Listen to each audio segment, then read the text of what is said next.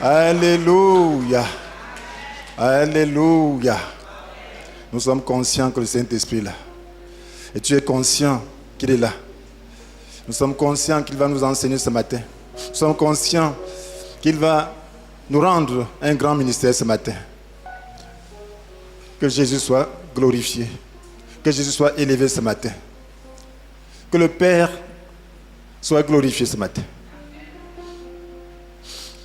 Qu'il soit content de sa création.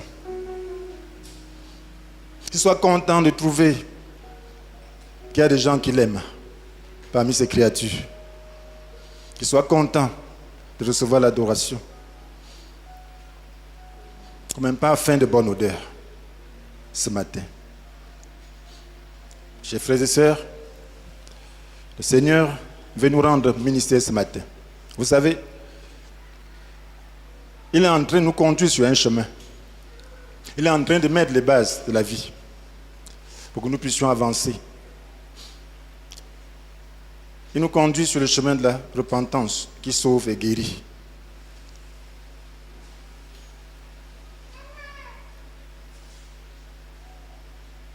Alléluia. La repentance qui sauve et guérit.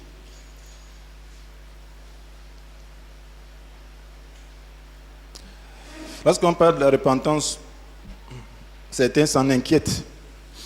Parce que lorsqu'on parle de repentance, il y a le regret, il y a le chagrin, il y a le péché, il y a la douleur. Et la nature même n'aime pas ça. Mais je vous assure que c'est une très bonne chose. Si vous comprenez que la repentance est importante dans notre vie, c'est le moyen de nous rapprocher de Dieu. C'est le moyen d'être agréable à Dieu. Et nous ne parlons pas de la repentance loi, nous parlons de la repentance esprit et vie. Amen. Amen. Amen. Soyez rassurés. Nous voulons comprendre la différence entre le simple regret de ses péchés et le regret qui conduit à un vrai changement de comportement. Vous savez, il y a un simple regret de ses péchés. On peut regretter ses péchés, avoir un vif regret, mais sans avoir un changement de comportement. Il y a une différence entre ce simple regret et le regret que nous appelons la repentance biblique qui conduit à un changement de comportement. Nous avons besoin de savoir l'importance de la repentance dans la nouvelle naissance et dans la vie du chrétien par rapport à sa sanctification. La repentance est importante dans la nouvelle naissance. Lorsqu'on parle de repentance, c'est un sujet très grand. Nous avons commencé à parler de cela pendant la convention. Mais nous allons parler de plusieurs manières pour établir une base, pour que nous puissions avoir la base de la foi. Donc la repentance est importante dans la nouvelle naissance et dans la vie du chrétien par rapport à sa sanctification. La Bible nous appelle à une sanctification croissante, sans laquelle nul ne verra le Seigneur. Et nous avons besoin donc de comprendre comment pratiquer cette sanctification à travers la repentance qui sauve et bénit. La repentance qui sauve et bénit. Beaucoup de gens cherchent la bénédiction à travers des prières, des jeûnes. Je vous assure que si vous menez une vie de sanctification, si vous menez une vie de repentance, vous serez béni. Sans avoir besoin d'efforts dans la prière. Parce que c'est ça le lot de ceux qui sont proches du Seigneur. La bénédiction, ce n'est pas de l'agitation spirituelle. C'est le retour à Dieu qui est la source de toute bénédiction, de tout cadeau de valeur. Nous parlerons de cela une autre fois. Mais nous allons nous appesantir sur cette introduction générale. Pourquoi parler de la repentance qui sauve et bénit? Y a-t-il deux types de repentance? Vous savez, en toute chose, il y a le vrai et le faux. Il y a deux types de repentance. Alors, je vous assure que la bonne pratique spirituelle peut se transformer en formalisme. Il y a des bonnes pratiques spirituelles, mais ça peut se transformer simplement en formalisme sans efficacité. On enseigne de manière doctrinale sur la repentance. On dit, voilà, tu dois te confesser, tu dois suivre la catéchèse, tu dois te baptiser. Et la confession, le baptême, la catéchèse peuvent être juste des rituels, sans être efficaces.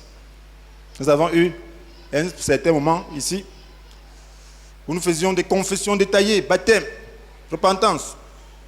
Mais parmi ces lots, il y a toujours eu des gens qui ne sont pas arrivés à la nouvelle naissance. Pour certains, c'est juste du formalisme, des règles pour atteindre la fin.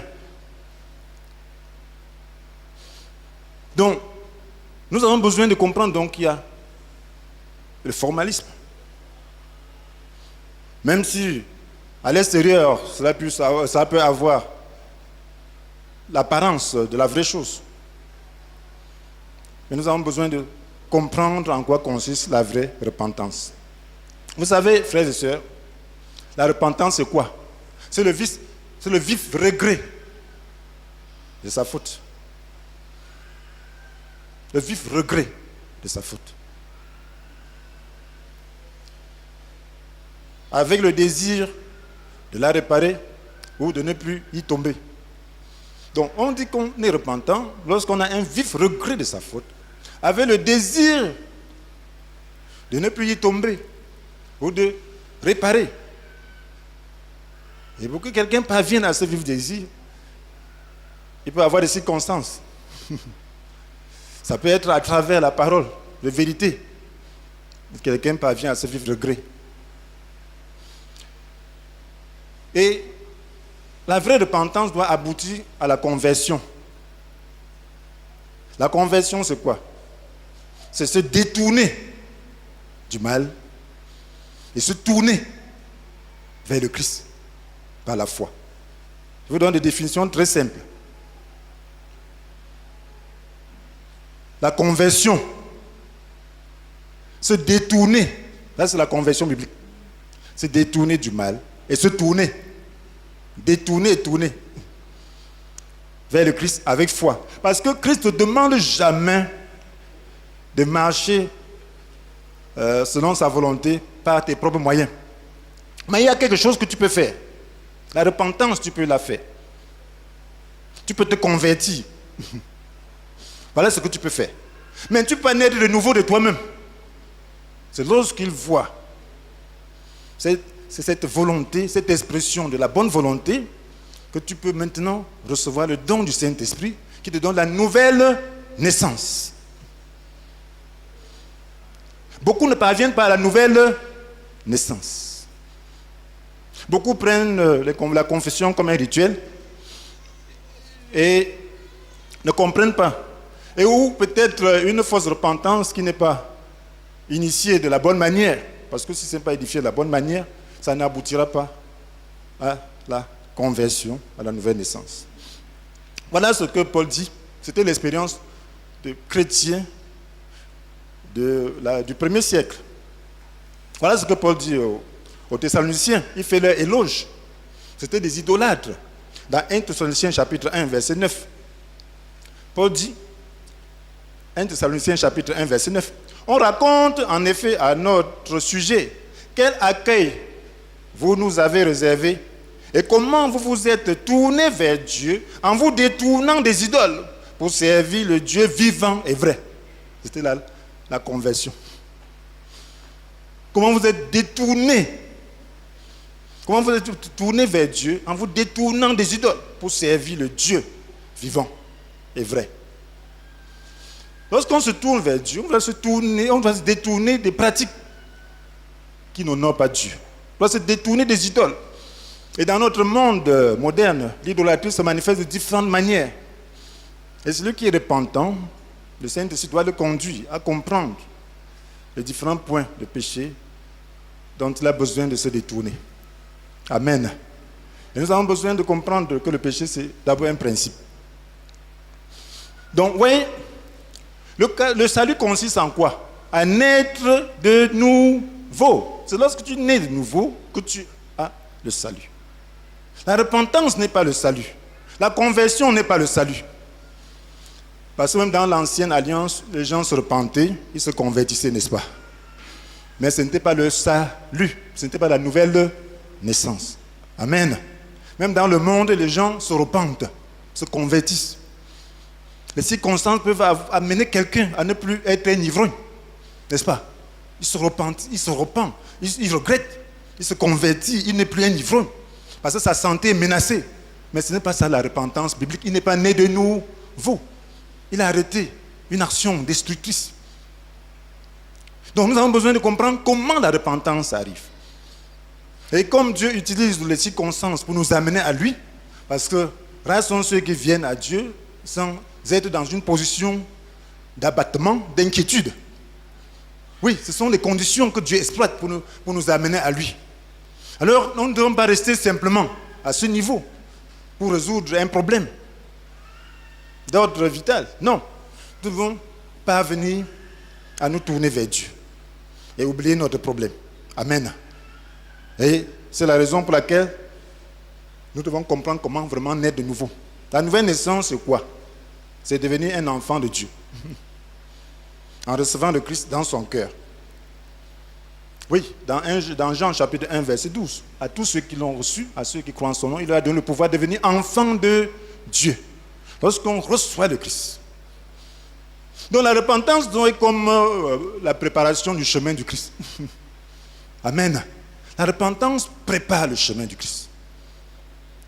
Pour qu'il puisse faire son entrée, parce que son chemin était barré.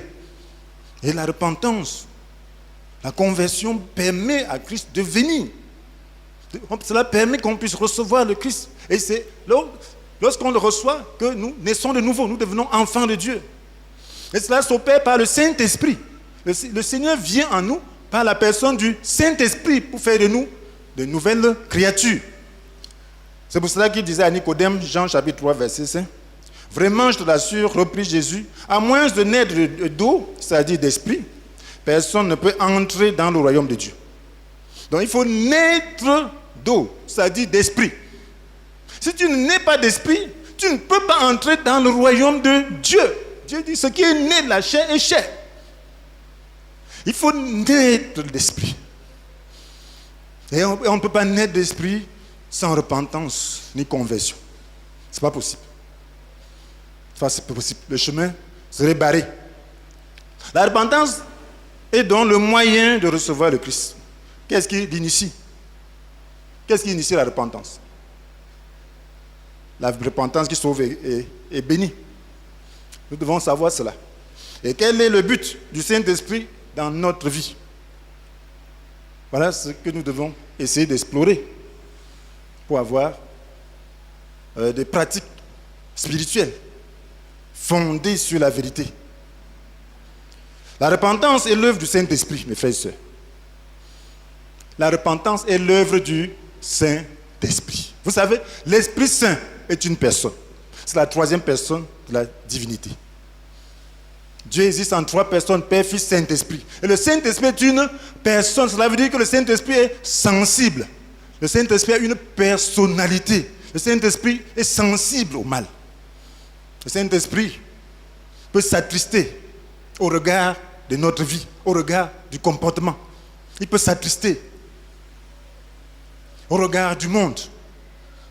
Et c'est l'une des choses que nous voyons dans la parole de Dieu. La Bible nous dit dans Éphésiens 4, verset 30, « N'attristez pas le Saint-Esprit de Dieu, car par cet esprit, Dieu vous a marqué de son sceau comme sa propriété pour le jour de la délivrance finale. » N'attristez pas le Saint-Esprit de Dieu, car par cet esprit, Dieu nous a marqué de son sceau comme sa propriété pour le jour de la délivrance finale. Si tu l'attristes, toi-même, tu auras des problèmes.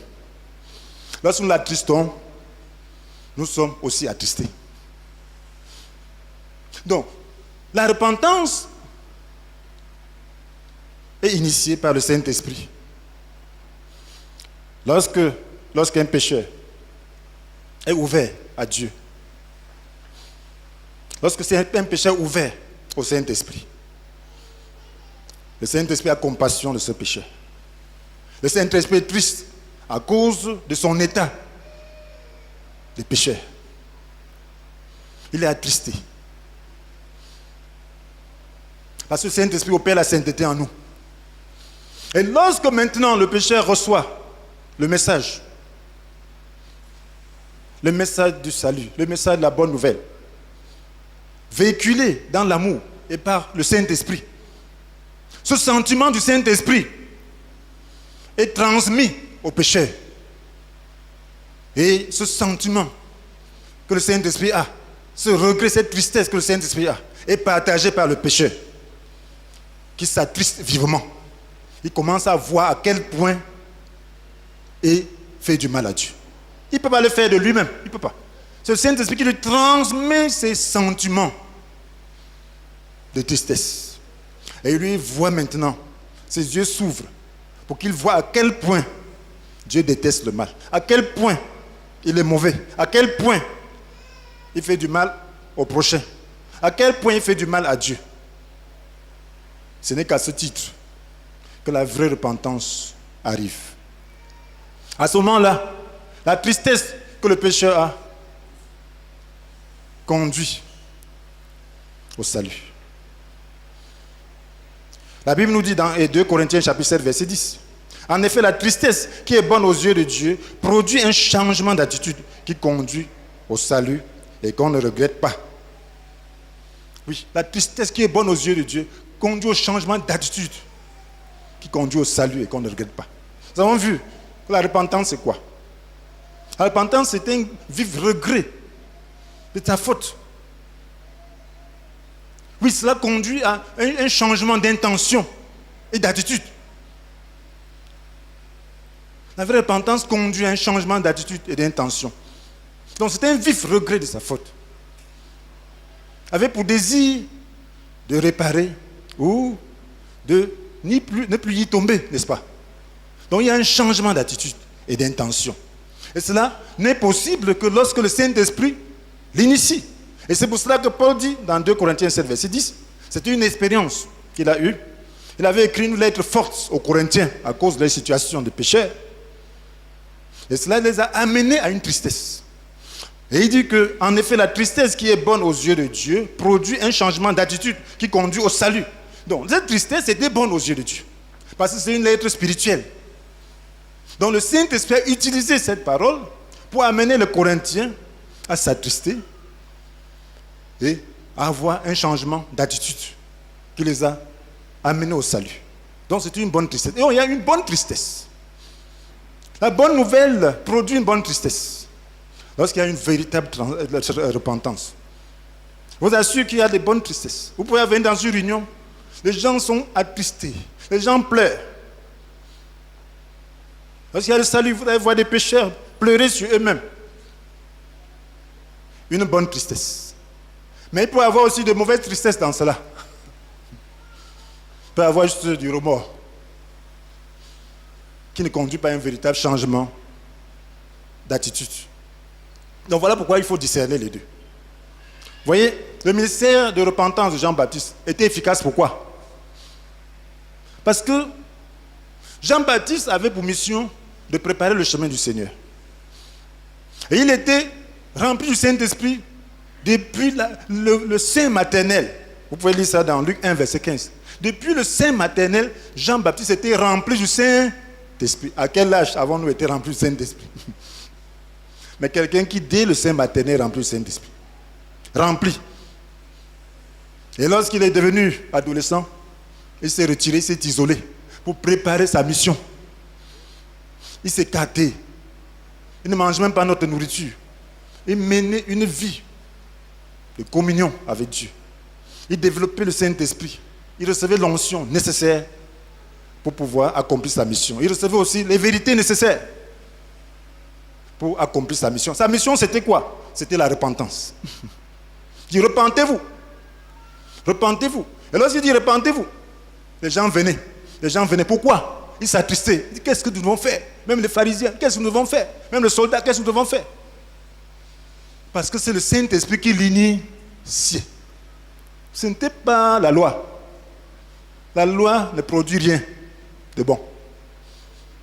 Le Saint-Esprit. La loi produit le formalisme. Mais c'est le Saint-Esprit qui peut amener un homme à changer. Qui peut amener un homme à voir son état.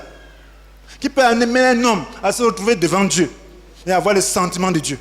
Éprouver les sentiments que Dieu éprouve. Parce que le Saint-Esprit donne ces sentiments.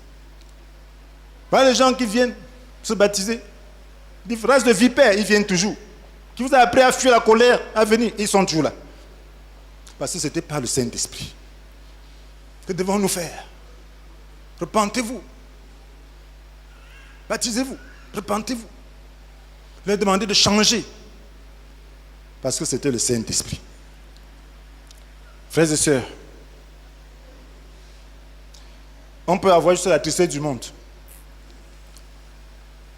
sans avoir un changement d'attitude.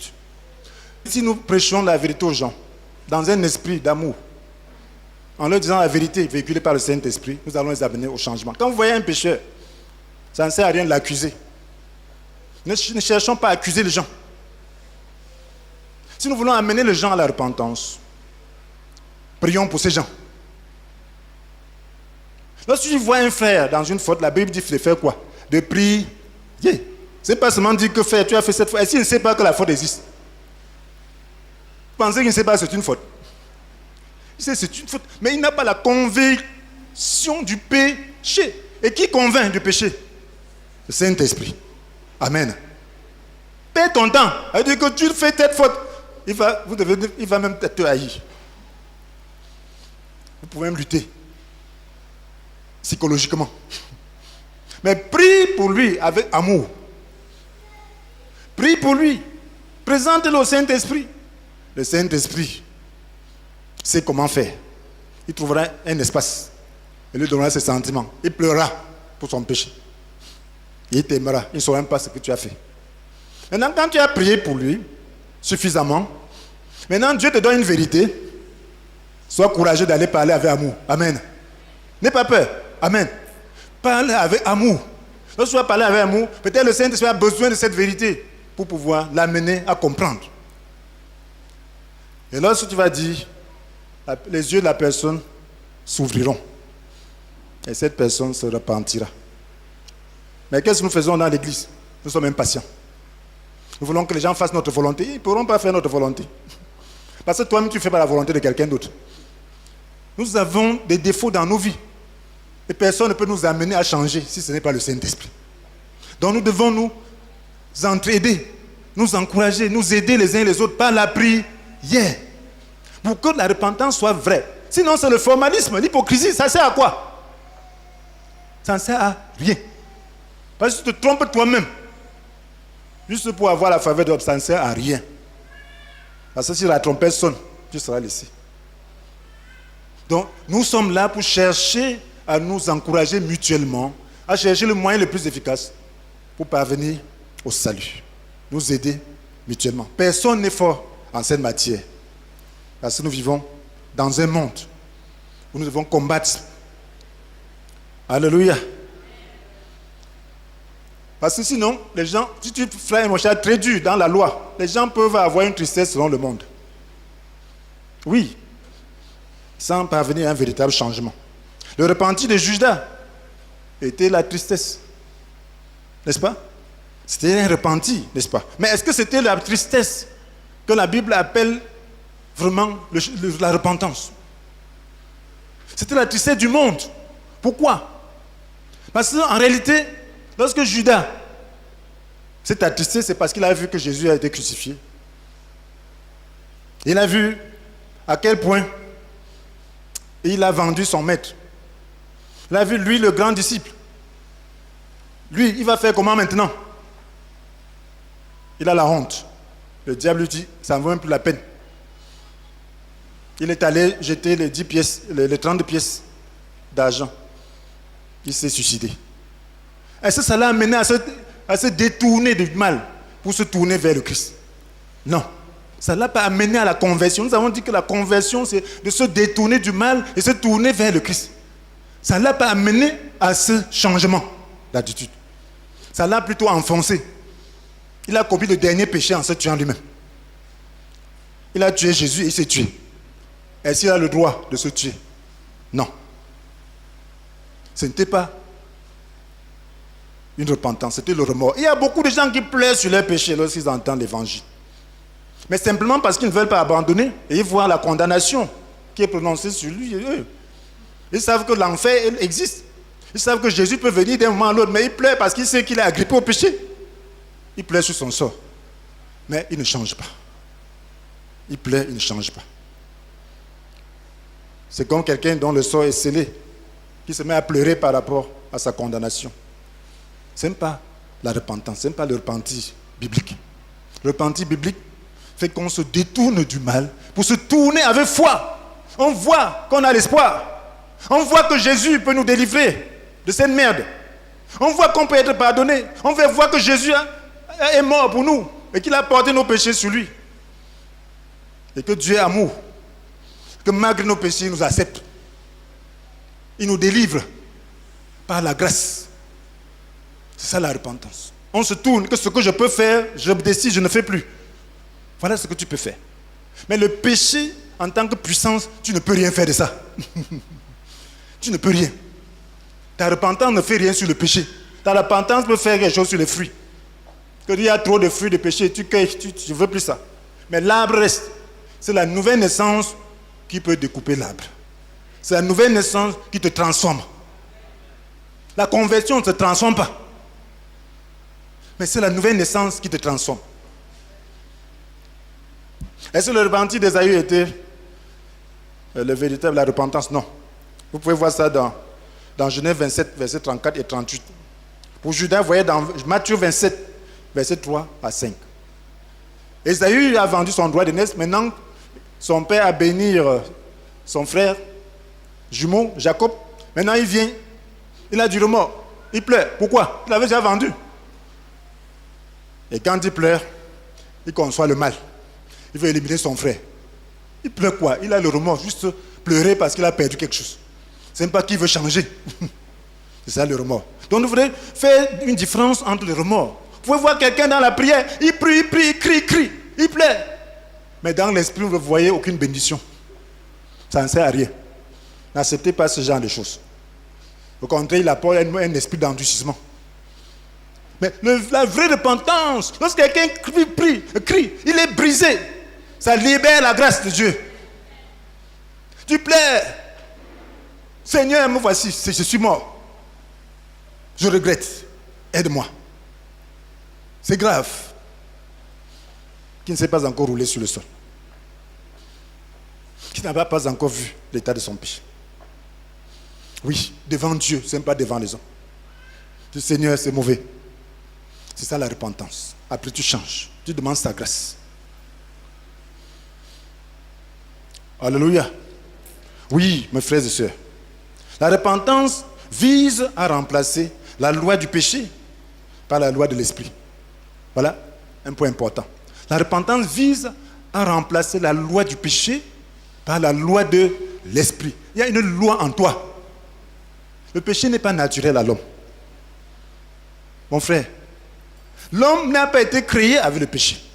Dieu a créé l'homme et a trouvé que c'était très bon. Sa création avait réussi. Le péché est entré seulement après. La Bible nous dit que c'est le diable qui est l'auteur du péché, n'est-ce pas? Oui, le péché vient du diable.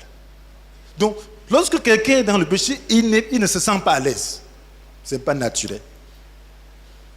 Et le péché s'impose à l'homme. Regardez les prisonniers. J'ai déjà causé avec quelques ex-prisonniers. Mais personne d'entre eux ne souhaitait retourner encore en prison. Le prisonnier est limité dans ses mouvements. Il est limité de tous les côtés. Même le portable n'a pas de droit. Il n'a pas d'intimité.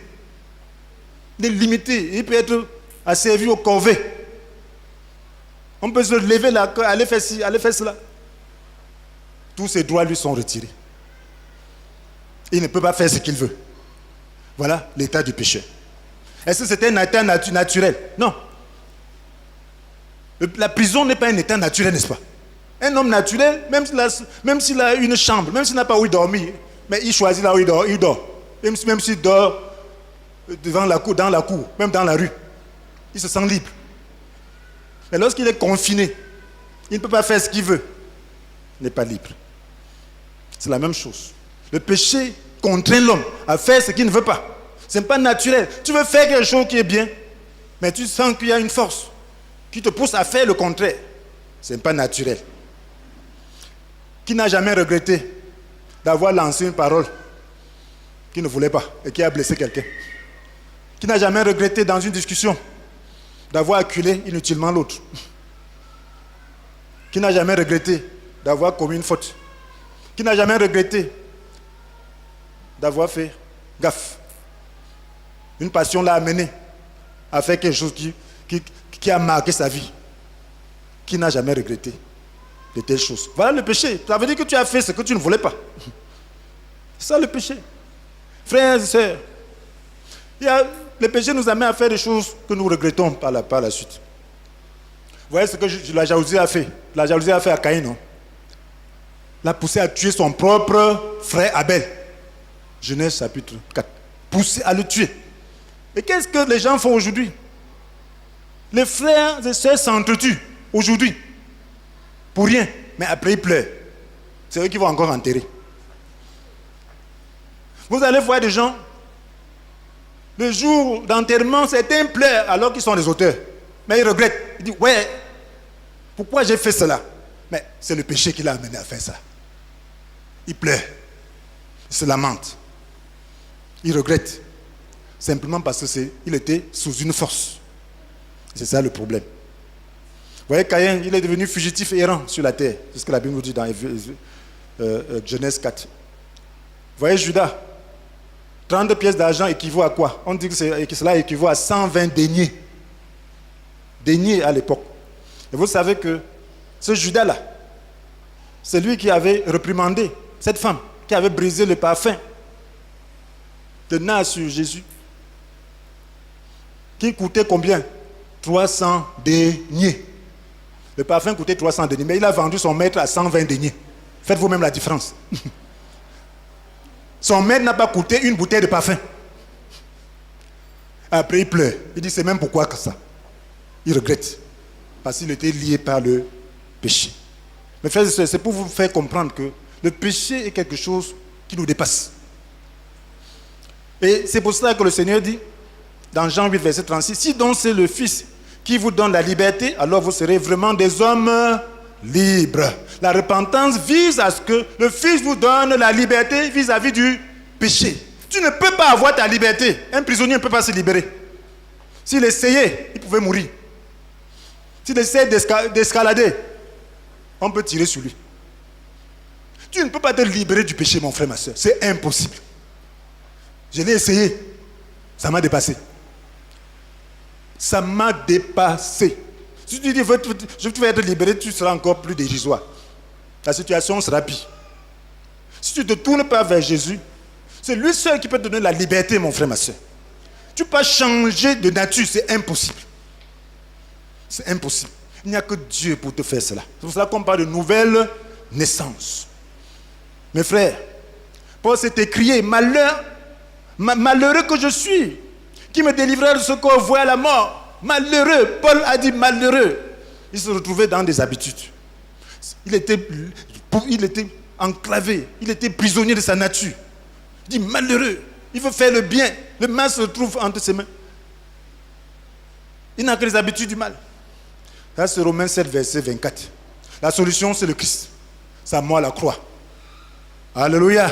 Et sa mort à la croix permet que le Père nous fasse don du Saint-Esprit. C'est ça le grand message. Ce n'est que le Saint-Esprit qui peut ôter la loi du péché dans ta vie. Et qui peut remplacer la loi du péché dans ta vie. La Bible nous dit dans Romains 8, verset 2. Car la loi de l'Esprit qui nous donne la vie, dans l'union avec Jésus-Christ, t'a libéré de la loi du péché et de la mort. La loi de l'Esprit qui nous donne la vie dans l'union avec Christ, t'a libéré de la loi du péché et de la mort. Donc lorsque tu reçois le don du Saint-Esprit, le Saint-Esprit vient briser la loi du péché dans ta vie et établir sa propre loi. Le chrétien doit faire cette expérience. C'est la délivrance du péché. Tu ne peux pas te délivrer autrement. Pour te délivrer, reçois le don du Saint-Esprit. Et ce don est déjà libéré. Le Saint-Esprit est là à la porte. Il cherche qui? Se tourner vers lui. Pour qu'il puisse pénétrer et établir son QG, son quartier général. Le Saint-Esprit veut établir son quartier général en nous. Alléluia. Frères et sœurs, je vais illustrer cela. Supposons que faire le bien, c'est ici. Si on me dit que le bien, c'est aller vers le haut. J'essaie. Je vais toujours tomber, n'est-ce pas? Amen. J'essaie, ça ne peut pas donner. Mais le bien, c'est là. Je vais faire comment? Je vais seulement dire, malheureux que je suis, qui me déverra de ce corps voué à la mort. Malheureux. Parce que tu me demandes de faire quelque chose d'impossible, je ne peux même pas me tenir une seconde. J'essaie. Voilà le bien. Mais le mal, c'est où? Le mal, c'est aller vers le sol. C'est la pesanteur qui me tire. Il y a une force qui tire les choses vers le centre de la terre. C'est ça le mal. Mais il faut que tu te hisses. Oui, c'est ça le bien. Mais c'est impossible à l'homme. Amen. Mais prendre l'ascenseur. Amen. Touche seulement un bouton. Tu entres. Tu touches un autre. Tu es tranquille là. Tu danses, tu chantes. Et tu es en train de monter, n'est-ce pas? C'est toi qui choisis l'étape où tu vas t'arrêter, n'est-ce pas? Du troisième niveau, quatrième niveau. Le ciel, jusqu'au ciel, n'est-ce pas? L'ascenseur de Dieu va jusqu'au ciel. Alléluia. Alléluia. Gloire à Dieu. L'ascenseur de Dieu va jusqu'au ciel. Tant que nous vivons, nous avons besoin de nous éloigner du péché. Tant que nous vivons, nous avons besoin que la puissance du Saint-Esprit soit toujours plus grande pour nous amener de sanctification en sanctification. La sanctification, c'est s'éloigner de ce centre de la terre. C'est s'opposer à cette force qui nous tire vers le haut, vers le bas, pour nous amener vers le haut. Alléluia. Voilà, c'est le Saint-Esprit qui te donne cette capacité. Lorsque tu as le don du Saint-Esprit, il établit son quartier général en toi. Amen. Il établit sa loi. La loi du péché, c'est ça que la Bible nous dit. Car la loi de l'Esprit qui nous donne la vie dans l'union avec Jésus-Christ a libéré la loi du péché et la mort. Donc l'ascenseur te libère de cette force qui tire vers le bas. Parce que sa force est plus grande. Le Saint-Esprit te libère de la force du péché. Amen. Pour que tu sois en mesure de faire le bien. Lorsque tu veux faire le bien, rien ne t'arrête. Cette force agit, mais la force du Saint-Esprit agit plus que cette force. Et c'est le seul moyen. C'est pour cela qu'on parle de la grâce de Dieu. Le chrétien qui comprend cela ira loin avec Dieu. Mais si tu ne comprends pas cela, tu penseras que c'est juste qu'on ne dit pas la vérité, que c'est le mensonge, que c'est l'hypocrisie. Mais il vous assure qu'on peut être délivré du péché. On peut aimer son ennemi. On peut être libre de ce monde. Et exploiter ce monde sans être attaché à ce monde. C'est ce que Dieu veut que tu fasses. Mais ce n'est pas possible de toi-même, ce n'est pas possible. Cela ne peut être possible que par la repentance, la conversion, la réception du don du Saint-Esprit. Et de mener une vie de plénitude du Saint-Esprit. Mes frères et sœurs, c'est très simple. Donc nous remarquons que la repentance est initiée par le Saint-Esprit, n'est-ce pas? Mais c'est à l'homme de se détourner du mal pour se tourner vers le Christ avec foi. Donc la repentance est initiée par le Saint-Esprit, mais c'est à l'homme de se détourner du mal pour se tourner vers le Christ avec foi. Dieu ne viendra pas te détourner du mal. C'est à toi de voir que le mal est mauvais. Lorsque le Saint-Esprit te donne de partager ses sentiments de tristesse, tu dis c'est mauvais. Maintenant je me tourne vers le Seigneur. Lorsque tu le fais, cela consiste à reconnaître ses péchés devant Dieu dans le but de les abandonner. Amen. La Bible nous dit dans Proverbe 13, celui qui cache ses fautes ne prospérera pas. Celui qui les avoue et les délaisse obtient miséricorde. Ne cache pas tes fautes. Celui qui cache ses fautes ne prospérera pas devant Dieu. Ça veut dire que tu n'auras pas les capacités, tu n'auras pas les moyens du Saint-Esprit. La repentance, la confession fait partie de la repentance. Tu ne dois pas cacher. Tu dois reconnaître devant Dieu, devant le Saint-Esprit qu'il y a un problème. Et là, tu vas prospérer. Ça veut dire que tu parviendras à la nouvelle naissance, tu parviendras à un changement. Tu parviendras à recevoir le don du Saint-Esprit. Cet ascenseur qui va te faire aller dans le sens que tu veux, dans le sens voulu. Ainsi fait, le Saint-Esprit est donné à un tel cœur pour faire de la personne une nouvelle créature en Christ. Amen. Qu'est-ce que la Bible nous dit? Que celui qui est uni au Christ ainsi celui qui est uni au Christ est une nouvelle créature. Les choses anciennes sont passées, voici. Les nouvelles sont déjà là. Ça, c'est une autre version. Si quelqu'un est en Christ, il est une nouvelle création. Les choses anciennes sont passées, voici. Toutes choses sont devenues nouvelles. Amen. Oui, c'est être en Christ. Mes frères et sœurs. L'homme devient alors le quartier général du Saint-Esprit. Quartier général. Le Saint-Esprit établit sa base en toi. Il établit sa loi. Et celle-ci devient de plus en plus puissante jusqu'à l'affaiblissement total du péché. Donc lorsque le Saint-Esprit s'installe en toi, alors il doit grandir. Voilà pourquoi sa force peut être faible dans un premier temps. Mais il faut que tu puisses connaître sa plénitude. Plus tu es plein de lui, plus sa force est grande par rapport au péché. Jusqu'à ce que sa force soit totalement envahissante. Et que le péché perde complètement sa force en toi. Perde complètement ses attraits en toi. Voilà ce que le Saint-Esprit fait. Il faut grandir dans cette situation. Voilà pourquoi il faut être continuellement rempli du Saint-Esprit. La Bible nous dit dans Éphésiens 5, verset 18, « Ne vous enivrez pas de vin, cela vous conduit à une vie de désordre. Laissez-vous constamment remplir par le Saint-Esprit. Ainsi, vous vous encouragerez mutuellement par le chant de psaumes, d'hymnes et de cantiques inspirés par l'Esprit. » Amen. Oui, laissez-vous continuellement remplir par le Saint-Esprit. Ne vous enivrez pas de vin. Il faut se laisser continuellement. Parce que la loi du péché est en nous. La tentation est là. Mais il faut toujours remplacer cette loi par celle de l'Esprit. Lorsque tu es devant une tentation, fais appel au Saint-Esprit. Dis au Saint-Esprit, voici la loi du péché qui est en moi, le principe du mal est en moi. Mais je ne veux pas céder. Je veux que cette loi-là parte. Tu demandes au Saint-Esprit, remplace-la, je t'en prie. Amen. Parce que si tu cèdes à cette loi, ce sera la mort. La mort veut dire, ta relation avec Dieu sera effritée. Mais si tu demandes au Saint-Esprit de changer cette loi, de briser cette loi, il le fera.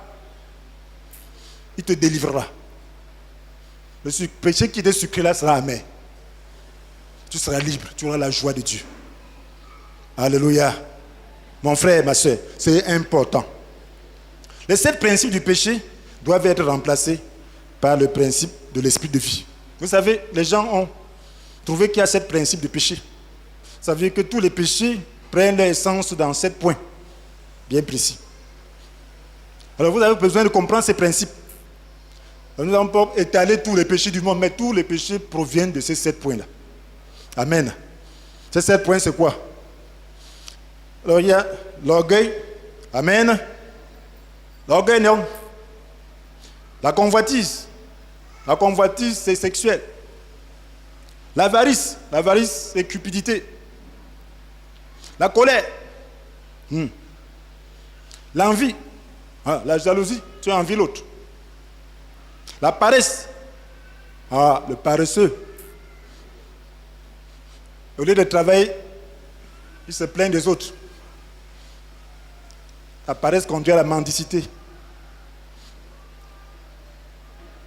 Et puis quoi? La gloutonnerie. Les excès. Amen. Lorsque tu es un chrétien, tu vas parvenir à un niveau où tu ne manges plus trop, jusqu'à être malade. Maintenant, manger devient pour toi un remède plaisant. Amen. Un remède plaisant. Donc tu manges pour vivre, tu ne vis pas pour manger. Amen. Je vous assure que Dieu m'avait inculqué ce principe il y a de cela plus de 20 ans. J'étais un grignoteur, tout petit. À l'école primaire, j'ai vendu le bonbon, j'ai mangé le lait. Mais je buvais, je suçais tout ça. Je mangeais tout ce lait-là. Je n'arrivais pas à être patient à vendre ça. J'étais toujours entraîné. Même quand je travaillais, grignotage. Et quand le Seigneur m'a touché, c'est parti. Alléluia. Alléluia. Oui, mes frères et sœurs, il faut être discipliné. Il ne faut pas être quelqu'un que lorsque la nourriture est là, c'est elle qui te commande. Les convoitises Saute. Si tu ne manges pas, non, ça devient un problème. Pour ceux qui me connaissent, manger, pour moi, ce n'est pas un problème. Hein. Alléluia. Vous qui me connaissez plus longtemps, c'est difficile que je mange même ailleurs. Très difficile. Très difficile parce que ça ne me dit rien. Mais je mange avec plaisir quand je veux manger. Alléluia. Donc, voilà autant de choses. La paresse. Oh. La couverture. C'est chaud. Mais on n'a pas le temps. Il faut se lever pour méditer. On n'est pas reçu. On n'est pas actif. On ne peut pas travailler. On ne cherche pas à faire des activités qui puissent nous donner des moyens de servir Dieu. La paresse. On veut seulement dormir, se promener, ainsi de suite. Ça, c'est la paresse. Donc, on ne peut pas énumérer tout ça. On aura d'autres occasions pour parler de ça. Alléluia. Donc, voilà le principe du péché. Donc, maintenant, ces péchés, c'est des forces. La convoitise, c'est une force. L'avarice, c'est une force. La cupidité, l'idolâtrie, c'est une force. Et vous allez voir, l'envie, c'est une force. L'orgueil, c'est une force. On ne se retient pas. Tu fais ça à qui? Tu sais à qui tu as fait et tu es fâché. L'orgueil. Ça te prend seulement. Tu ne sais pas comment ça se passe. C'est une force. Il faut savoir que ça existe. Savoir que tu es un prisonnier de toutes ces forces. Tu es prisonnier de l'avarice, de la convoitise. Tu es prisonnier de toutes ces forces. De l'envie. Tu es prisonnier de la gloutonnerie. Tu es prisonnier de la paresse. Tu es prisonnier de tout cela, mes frères et sœurs. Et lorsque ça se passe, tu dis au Saint-Esprit, voici la force là. Voici le principe du mal en moi. Remplace-le par ton Esprit Saint. Dis-le sincèrement. Et sa douceur va venir dans ton cœur. Briser cette force et te soumettre à sa loi, qui est la loi du bien. Pardonner, pour moi, c'était très difficile dans le monde. Surtout lorsque j'étais traité injustement. J'avais des principes. Si quelqu'un me fait du mal parce que lui fait du mal, j'ai accepté. Mais si tu étais méchant, je ne pouvais pas accepter ça. Je n'acceptais jamais la méchanceté dans ma vie. Tu me fais quelque chose par méchanceté, il faut que je te frappe très dur. Mais cette loi-là, c'est la loi du moi. Alléluia. Dieu a brisé cela. Je ne regarde plus si tu es dans ton bon droit ou si tu es par méchanceté, ça ne me dit plus rien. Je dois pardonner. Amen. Je dois t'aimer. Parce que les gens sont différents. Ce que tu penses même être par méchanceté, il voit ça d'un autre point de vue. Il a sa manière de penser qui n'est pas la tienne. Et il faut donc pardonner. Et ce n'est que le Saint-Esprit qui peut le faire. Et lorsque tu le fais, mon frère, ma soeur, le Saint-Esprit est avec toi. Tu dois reconnaître chaque fois que ces forces se manifestent en toi et demander au Saint-Esprit de les remplacer en établissant sa propre loi. Nous devons grandir dans cette pratique et alors la bénédiction viendra d'elle-même. Somme 1. Premier somme. Premier somme 1, verset 1 à 3. Qu'est-ce que le somme dit? Heureux l'homme qui ne marche pas selon le conseil des méchants, qui ne va pas se tenir sur le chemin des pécheurs, qui ne s'assied pas en compagnie des moqueurs. Toute sa joie la met dans la loi de l'Éternel, qui médite jour et nuit. Il prospère comme un arbre planté près d'un cours d'eau. Il donne toujours son fruit lorsqu'en revient la saison. Tout ce qu'il fait réussit. Donc tu ne marches pas selon le conseil des méchants. Tu ne vas pas se tenir sur le chemin des pécheurs. C'est ça la repentance. Ce sera la conversion. Compagnie des moqueurs qui soutient la vie. Il ne faut pas jamais se tenir en compagnie des moqueurs. Quand tu entends les moqueurs, fuis comme on fuit la peste. Parce que c'est la malédiction qui est en train de venir. Parce que lorsque l'esprit s'en va, c'est la malédiction. Tu fuis. Et toute sa joie, il la met dans la loi de l'Éternel. Trouve ta joie dans la parole de Dieu, esprit et vie.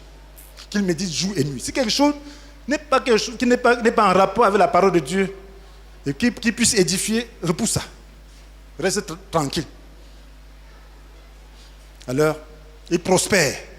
Comme un arbre planté près d'un courant d'eau. Il prospère, hein? Est-ce qu'on dit qu'il prie? Amen. Il prie pour prospérer. Il ne prie pas pour prospérer. Il prospère. C'est la conséquence d'être branché à la source. Beaucoup de gens prient, prennent des jeûnes pour prospérer. Lorsqu'il est béni avec quelques millions, on dit Dieu m'a béni. Ça c'est quoi? Bénédiction. Pendant que tu fais ça, c'est quoi? Dieu m'a béni avec les chaussures. Parce qu'il a bagarré pour avoir. Les riches de ce monde vont dire que vous êtes fous. Parce qu'ils savent comment on fait pour avoir l'argent. Mon frère et mes sœurs, la prospérité, la Bible fait du règne de Dieu, de ce qui est juste à ses yeux. Ta préoccupation première, toutes les autres choses sont données en plus. Prie pour les choses spirituelles. Prie pour changer. Prie pour les autres. Et lorsque tu prieras pour toi, ce ne sera pas la bagarre. Amen. Ce ne sera pas la bagarre, ce ne sera pas des jeûnes. Jeûne pour faire ce qui est bien, ce qui est spirituel. Mais ne jeûne pas pour prendre ce monde. Ce monde, vraiment, c'est la terre. Tu dois prendre ça sans gêner. Tu dois te positionner en haut là et prendre. Tu n'as pas besoin de jeûne pour ça. Donc lorsque ça ne marche pas, repens-toi, convertis-toi, cherche Dieu. Ça va marcher. Tu ne peux pas faire l'exception. Jamais tu ne feras pas l'exception. Ça va marcher, tôt ou tard. Ça va marcher. Persévère. Amen. Amen. C'est que tu n'es pas placé à la source de la bénédiction. Parce que la Bible nous dit tout cadeau de valeur, tout don parfait nous vient du Père, qui est toute lumière, en qui il n'y a ni changement, ni ombre à des variations. Ne va pas le corrompre, on ne le corrompt pas à coup d'arguments. Ne va pas dire que ça va, depuis que j'ai cru, je lutte, machin, ça va, ma vie ne donne pas. Ça ne donne pas parce que tu es dans le péché. Pas ce péché tel que on dit là. Le péché, c'est le cœur. Tu ne t'es pas tourné vers Dieu. Tu ne t'intéresses pas aux choses du royaume. Tu ne t'intéresses pas à ta vie de sanctification. Tu ne veux pas être rempli du Saint-Esprit. Tu ne veux pas pardonner à ton prochain. C'est ça le péché, tu n'as pas d'amour. Tu n'aimes que toi-même. Tu es plein de toi-même et tu ne fais rien par rapport à ça. Et tu veux prospérer pour faire quoi? Pour tuer les gens? Ah, pour montrer que me voici. Non. Non.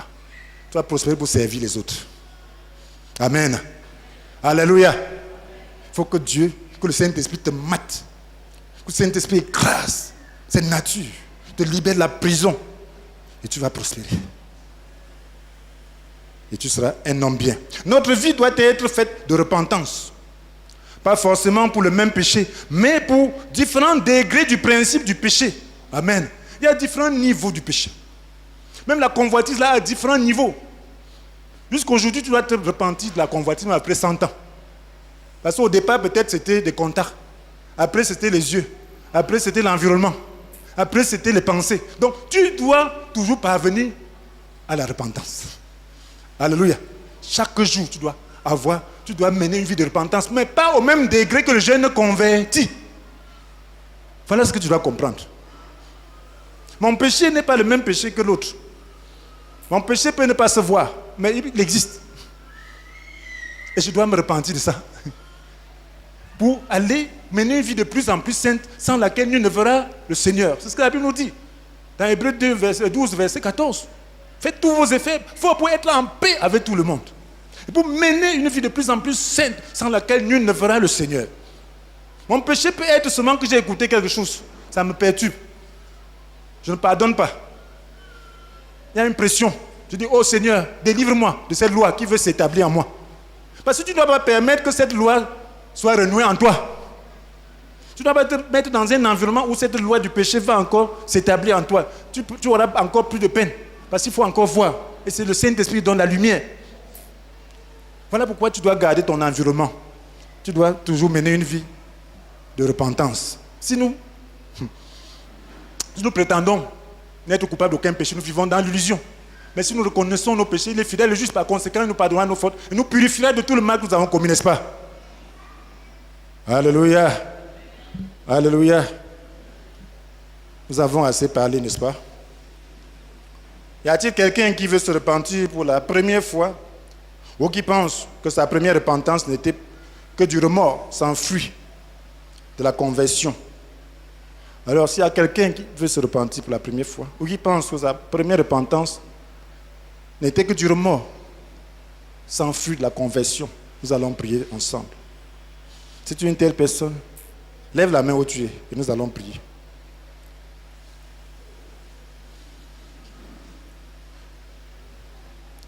Et pendant que nous prions, mon frère, ma soeur, prions tous ensemble. De toutes les façons, le Saint-Esprit nous a pointé quelque chose. Nous avons besoin d'une vie de repentance. Le Seigneur est proche. La trompette peut sonner d'un moment à l'autre. Et nous pouvons rater notre ascension pour trop peu, pour manque d'attention. Regardez le monde. Nous avons besoin d'axer notre vie sur la repentance, sur une vie de sainteté. Et ce n'est pas difficile. C'est la grâce du Seigneur. Et si nous pouvons maintenant prier que le Seigneur nous accorde cette pratique, que cela soit une vie. À quel niveau se trouve l'orgueil dans ta vie? À quel niveau se trouve la convoitise dans ta vie? À quel niveau se trouve la colère dans ta vie? À quel niveau se trouve l'envie dans ta vie? À quel niveau se trouve l'orgueil dans ta vie? À quel niveau se trouve la paresse dans ta vie? À quel niveau se trouve la gloutonnerie dans ta vie? Oui. Mon frère, ma soeur. Oui. Il y a plusieurs doigts. Nous allons prier.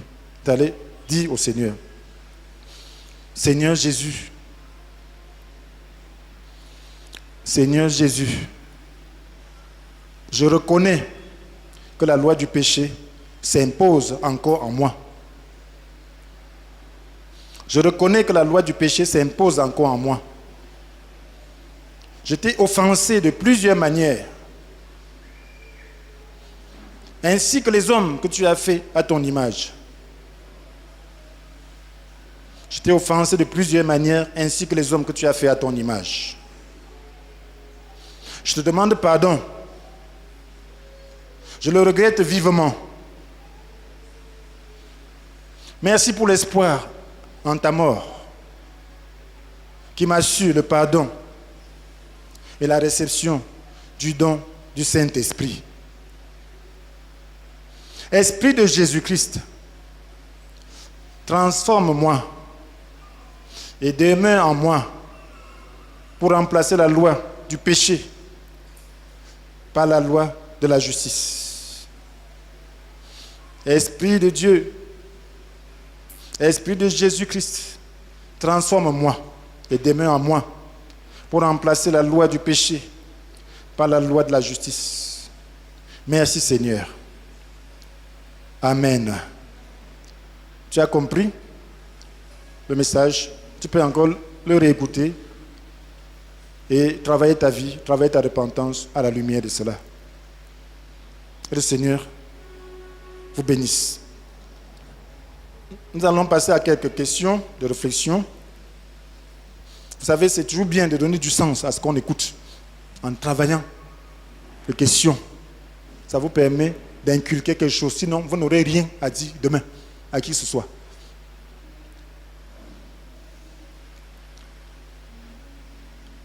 Première question. Y a-t-il deux types de repentance? Y a-t-il deux types de repentance? Si oui, décrivez-les. Y a-t-il deux types de repentance? Si oui, décrivez-les.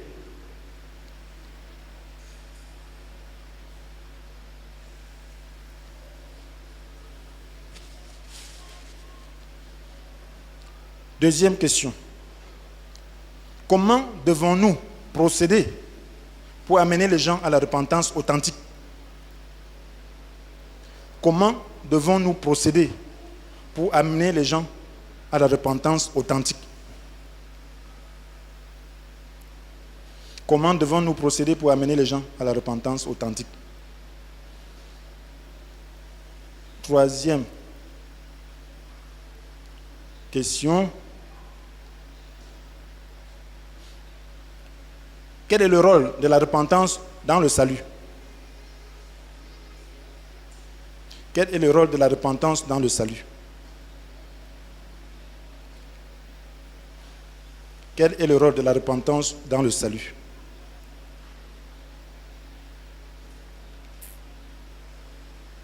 Quel est le rôle de la repentance dans le salut? Quatrième question.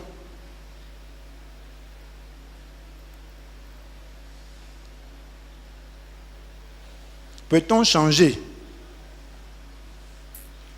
Peut-on changer tout en cachant ses péchés à Dieu? Peut-on changer tout en cachant ses péchés à Dieu? Peut-on changer tout en cachant ses péchés à Dieu?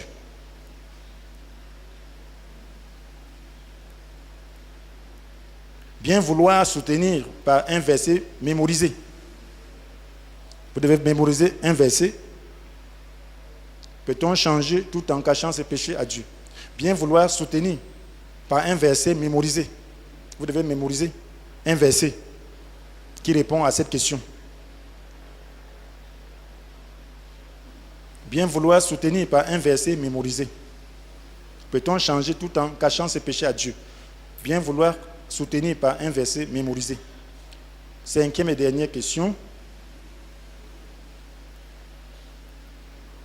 Tous les chrétiens doivent-ils se repentir souvent? Tous les chrétiens doivent-ils se repentir souvent? Tous les chrétiens doivent-ils se repentir souvent? Tous les chrétiens doivent-ils se repentir souvent? Expliquez.